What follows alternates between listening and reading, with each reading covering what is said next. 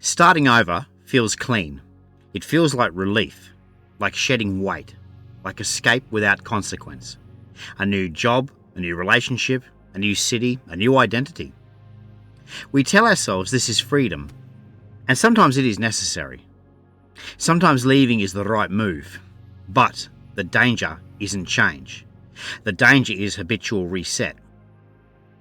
Because each time you start over, you don't just remove what's broken, you also remove friction, memory, and responsibility. And that feels good at first. Modern culture praises reinvention. It rewards novelty.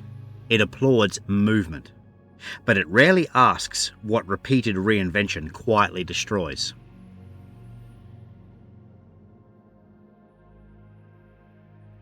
There's a reason starting over is intoxicating.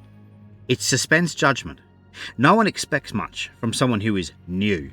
Mistakes are forgotten. Weakness is explained away. History is irrelevant. You get time without weight.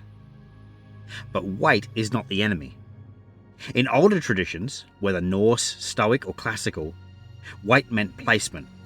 It meant you stood somewhere long enough for consequences to find you.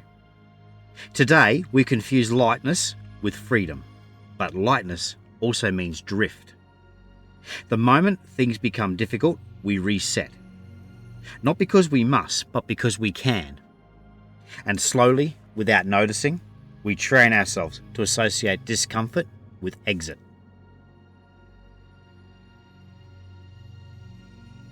Here's the cost no one talks about. When you start over too often, certain things never form. Self-trust doesn't form. Deep competence doesn't form. Authority, the earned kind, doesn't form. You may gain experience, but it never consolidates. You have fragments, not structure. The Norse understood this well. In the Havamal, wisdom isn't granted to the clever. It's granted to the one who stays awake, pays attention, and endures. And endurance requires time in one place. Nietzsche warned against becoming many men instead of one. A person split into versions, never fully integrated. That's the quiet cost. You don't fail loudly, you just never solidify.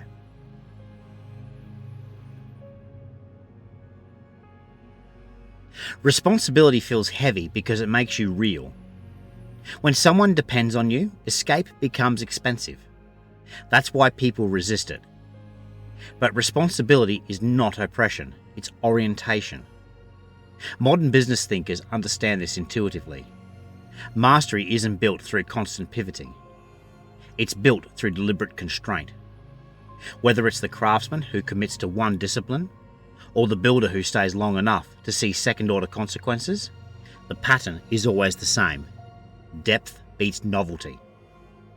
Even in war, as written in The Art of War, victory comes not from chaos, but from positioning, patience, and knowing the terrain. You cannot know the terrain if you keep leaving it.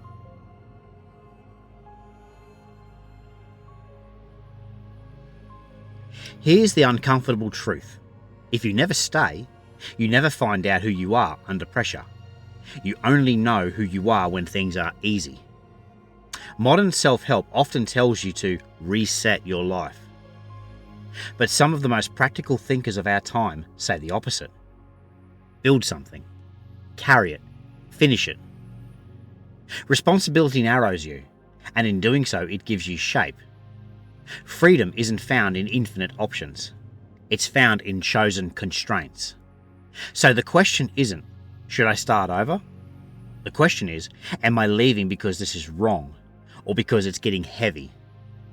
Because weight is not always a signal to escape. Sometimes it's proof that you're finally standing somewhere that matters. Starting over isn't free. It costs continuity.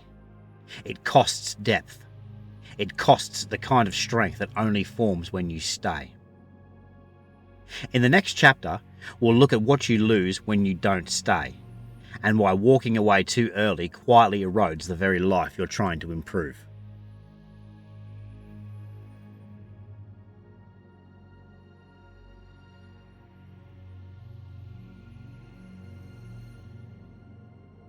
Leaving is almost always defensible. There is always a reason, a story that makes sense, an explanation that sounds reasonable. The work wasn't right, the people didn't see your value, the timing was wrong, you outgrew the place.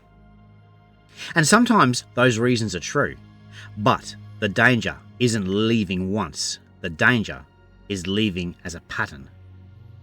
Because when leaving becomes habitual, it stops being a direction and becomes a reflex.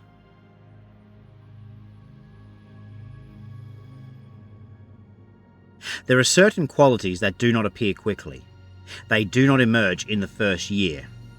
They don't show up when everything is exciting. They arrive later, when enthusiasm fades and friction increases. Judgment, depth, self-trust. The kind of confidence that doesn't need announcing. These things are not taught, they are grown. And growth requires remaining present long enough to experience consequence. In older traditions, wisdom was not associated with cleverness, but with having seen the same problem many times from different angles. That only happens if you stay.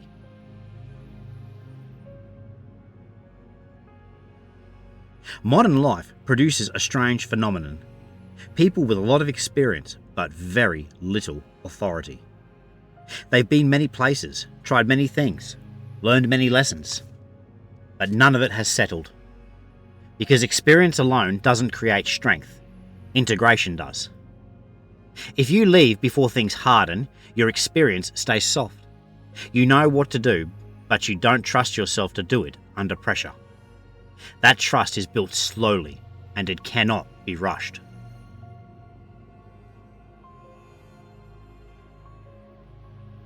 All serious mastery follows the same shape. Early progress, then stagnation, then refinement. Most people leave at stagnation, not because they lack ability, but because stagnation feels like failure. But stagnation is where refinement begins. This is as true in craft as it is in business. Those who build enduring things, whether companies, skills, or lives, stay long enough to see second-order effects. They learn not just what works, but why it works, and when it doesn't. That knowledge doesn't come from movement, it comes from remaining.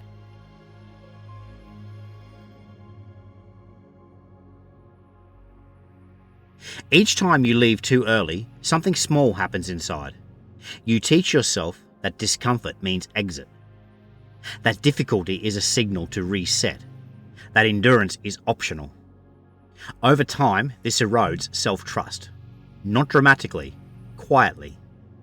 You begin to doubt your ability to carry weight, to stay steady when novelty disappears, to finish what you start, and that doubt follows you everywhere. Not as fear, but as restlessness. Staying doesn't guarantee success, but leaving too early guarantees something else, a life made of beginnings, with very few completions. In the next chapter, we'll look at why responsibility feels heavy, and why that heaviness is not a flaw, but a signal that something real is finally forming.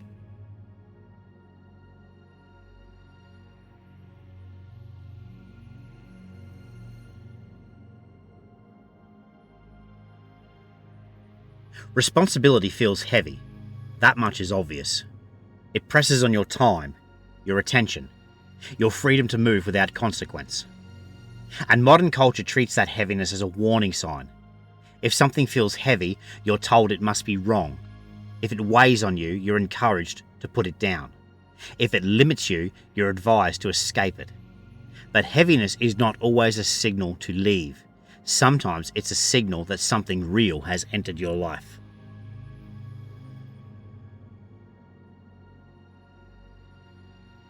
Responsibility removes excuses. Once something depends on you, the margin for fantasy shrinks. You can no longer blame circumstances. You can't hide behind potential. You can't reset without cost. That's why responsibility feels threatening. It collapses possibility into reality. In older traditions, Stoic, Norse, Classical, this was understood clearly. A man was not measured by how light his life was, but by how much weight he could carry without complaint. Weight wasn't punishment, it was proof of placement.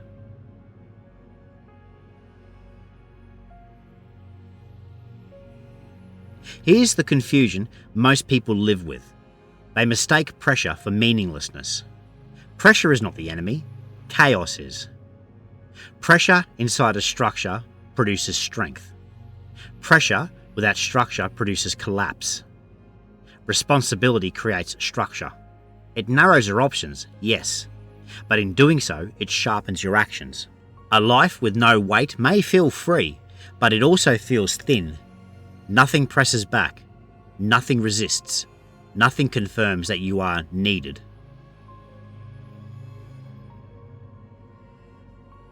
Responsibility does something subtle but crucial. It tells you where you stand, when something depends on you. Your priorities become clearer. Time stops feeling abstract. Decisions acquire gravity. Discipline becomes practical instead of theoretical. This is why those who carry responsibility often appear calmer, even when their lives are objectively harder. They are oriented. They know what matters because they've chosen to hold it.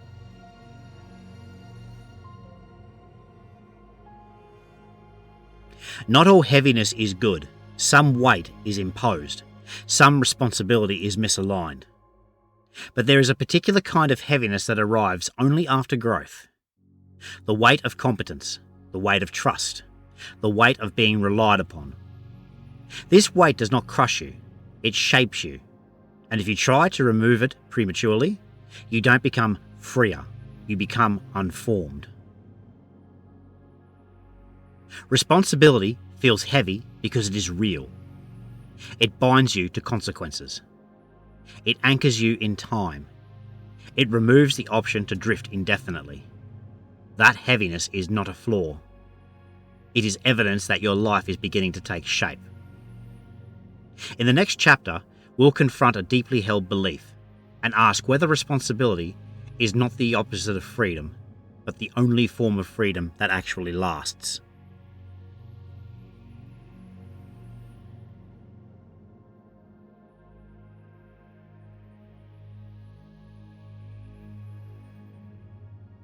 Freedom is one of the most misused words of our time. We talk about freedom as if it means fewer limits, fewer obligations, fewer consequences. The ability to move at will, to change direction instantly, to remain unbound. But when you look closely, lives organised around this idea of freedom don't look liberated. They look restless, always moving, always adjusting, never settled. Because freedom without structure doesn't create agency, it dissolves it.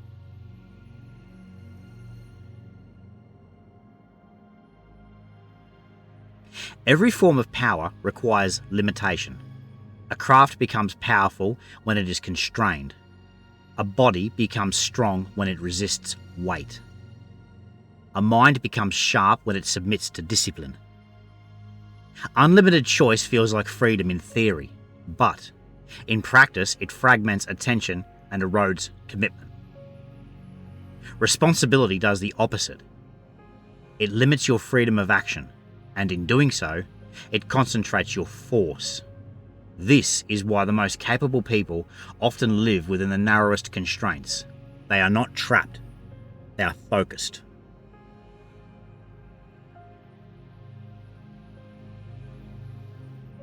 There is an important distinction that gets lost. Not all limits are the same. Limits imposed on you feel oppressive. Limits you choose feel stabilizing. Responsibility becomes freedom only when it is accepted, not enforced. When you choose to carry something, a role, a craft, a commitment, you gain authority over it. You stop reacting, you start acting. This is the difference between obedience and discipline. Discipline is freedom exercised deliberately.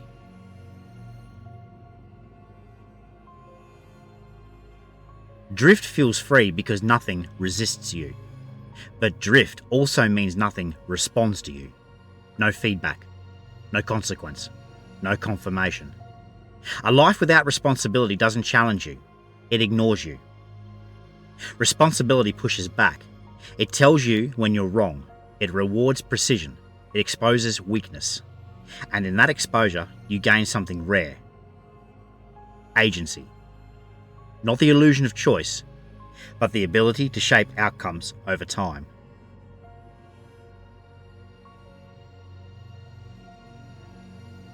Freedom that collapses under pressure is not freedom, it's comfort. Real freedom remains intact when things get difficult. It survives fatigue, doubt, boredom, responsibility, because it is built on something solid, chosen weight, chosen limits, chosen direction. Responsibility does not remove your freedom. It gives your freedom something to act through. If you want a life without responsibility, you can have one, but it will be thin, unstable, and easily disrupted. If you want a life that holds, one that retains freedom under pressure, you must be willing to carry weight. Responsibility is not the opposite of freedom. It is the only form of freedom that endures. In the final chapter, we'll look at what it means to stay, not out of fear, obligation, or inertia, but out of courage.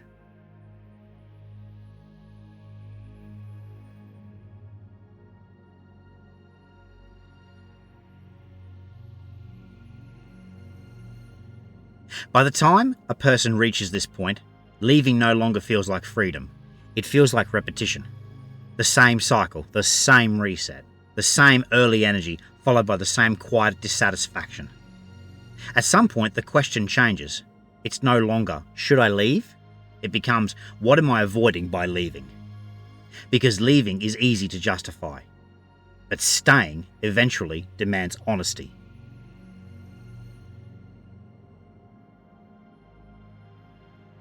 There is a mistake people make when they hear the word stay. They imagine being trapped, stuck, unable to move. But staying is not the absence of movement. It is movement with memory. Staying means you allow things to deepen instead of reset. It means you stop replacing difficulty with novelty. It means you give time permission to do its work.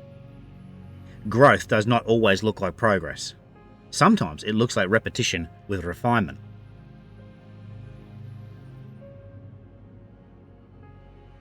There is a kind of courage that receives no applause. It doesn't announce itself. It doesn't photograph well. It doesn't look impressive from the outside. It is the courage to continue, to remain present when excitement fades, to carry weight when escape is available, to finish what you started when no one is watching. This courage does not feel heroic. It feels ordinary. And that is precisely why it matters.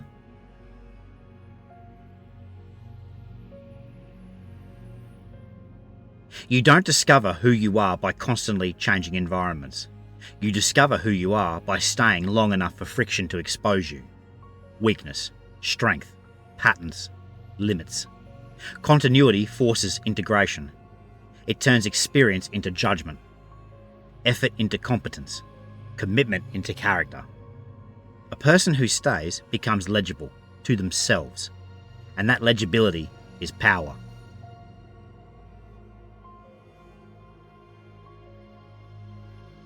Staying is not about loyalty to something that is wrong. It is about refusing to abandon yourself the moment things become heavy. It is about choosing depth over novelty, completion over endless beginnings, weight over drift. This is not rigidity. This is alignment. You stay not because you are afraid to leave, but because you know what leaving costs. Starting over will always be available. There will always be another option, another path, another version of yourself you could try to become. But the life that holds, the one with weight, coherence, and freedom, is built by staying long enough for meaning to accumulate. That kind of life is not flashy. It is solid. And solid things endure. If this video resonated with you, you can support the work by liking it, sharing it, or subscribing to the channel. Thank you for watching. Thank you for listening. Take care out there in the daring unknown.